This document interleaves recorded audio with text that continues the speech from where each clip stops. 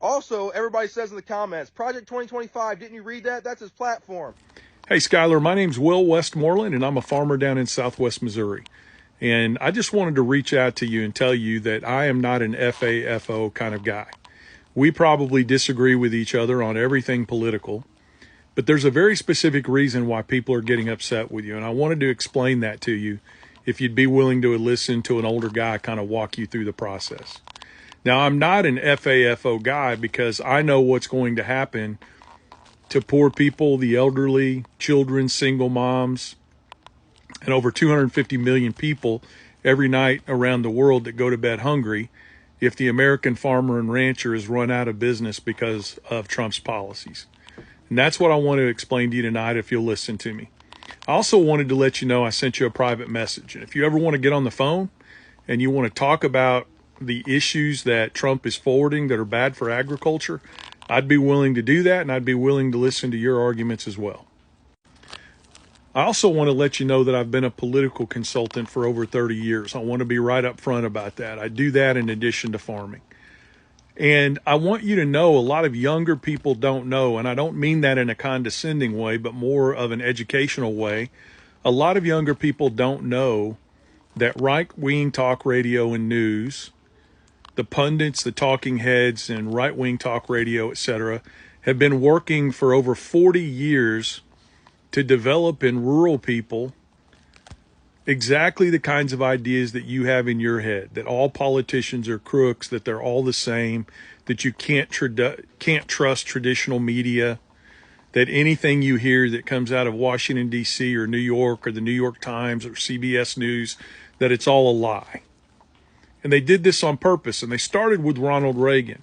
We used to have what's called a Fairness Doctrine in this country, where if you were a radio station or a television station and you were using the public airwaves to present a message, we had a Fairness Doctrine where you were required by law to share the other side of the story. And President Ronald Reagan, who was president when I was in high school and a little bit younger than that, had the Fairness Doctrine eliminated. He had it taken out of the books. And there was a specific reason for that. It was designed so that organizations like Fox News and right-wing talk radio could start spreading the lie that all mainstream media was bad.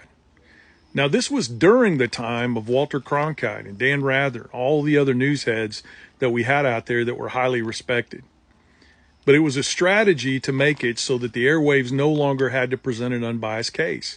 And then these right-wing media sources like Rush Limbaugh and Fox News, etc., began pouring it on to rural America. You can't trust politicians. You can't trust the news.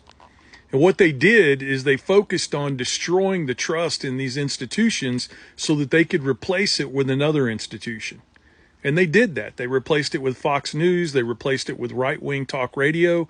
And I can't tell you how many times when I was growing up, when I was your age, I'd walk into a job site or be on a farm and I would hear right-wing talk radio blaring on the radio all day long. And then after they had destroyed our faith in media institutions in rural America, they then turned their guns toward the government itself.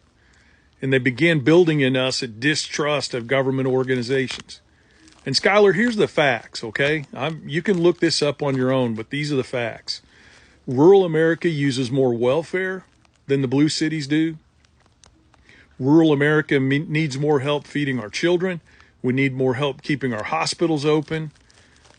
And guys like you and I, farmers out there that grow row crops or do agroforestry or raise cattle, we take welfare too. Now, I don't think there's anything wrong with that because we can't control the cost of our inputs. We can't control the cost of what we sell our products for. We got to pay for shipping both ways, as Kennedy said. But the reality of the situation is they were able to instill in us the idea that the government money coming to us was okay and was a good thing, but the government money going everywhere else was a scam or a sham or communistic or socialistic, etc. So it reached a fever pitch finally where a lot of rural people, over 70% of rural farmers and ranchers, only believe the Fox Newses and the talk radio. And when they came to you and told you that Trump wasn't going to implement Project 2025 and that he didn't have anything to do with it, you believe that. And you're not alone. All I'm here to tell you is that you were lied to. I'm not asking you to admit you were wrong. I'm not telling you you effed around and found out, because I don't want to see you lose your farm. And if there's anything I can do to help you not lose your farm, I'd be happy to do it.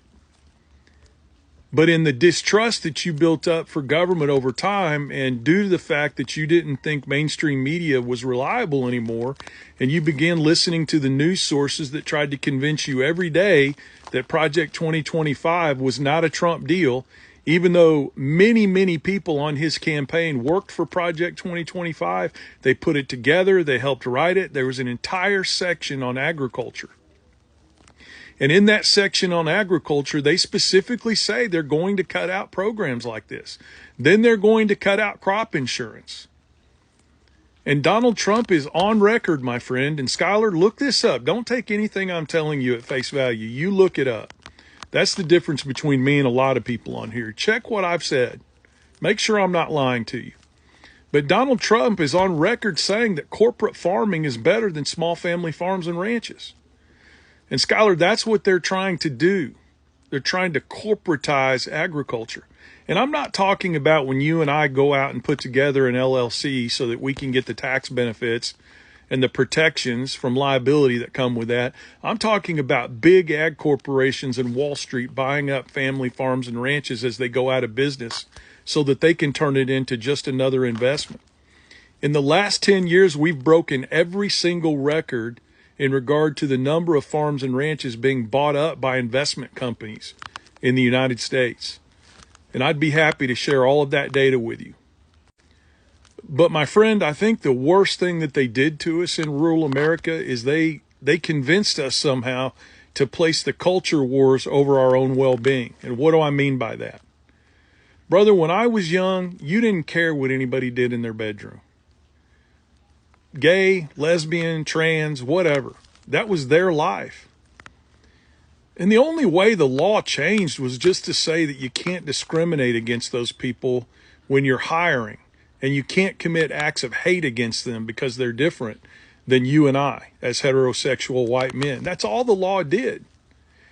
And Skylar, did you know that the Southern Baptist Convention, and I was a Southern Baptist for a long time, do you know that the Southern Baptist Convention had its own clauses in their charter that said that abortion was okay in the event that it saved the life of the mother or the child might be deformed? But it was political hacks in the religious Christian movement that came in and politicized the abortion topic in order to get folks like you and I in rural America to turn against it. So I'm not here to tell you FO, brother. I know how hard you work every day, and I know what you're trying to do for your family because I'm doing the same thing. And you may listen to what I have to say, and you may just think this is the most ridiculous thing I've ever heard. But I hope you'll listen to it with an open mind, and I hope you'll double check and research what I've told you. Because the truth of the matter is we've been lied to. So at this stage, I'm not even asking you to say you were wrong. I'm just asking you to admit that you were lied to. Trump was forwarding Project 2025. He just hired the guy to oversee cost and contracts in the federal government that wrote Project 2025. We were lied to, my friend. And nobody's going to judge you if you just admit that you were lied to and you made decisions based on the fact that you thought these contracts were going to be kept and that you were lied to. And then the next step is get involved with us to fight back. It doesn't make you a Democrat. It doesn't make you a turncoat. It just means you see wrong when it occurs and you fight back against it. Anyway, I hope that makes sense, and have a great day.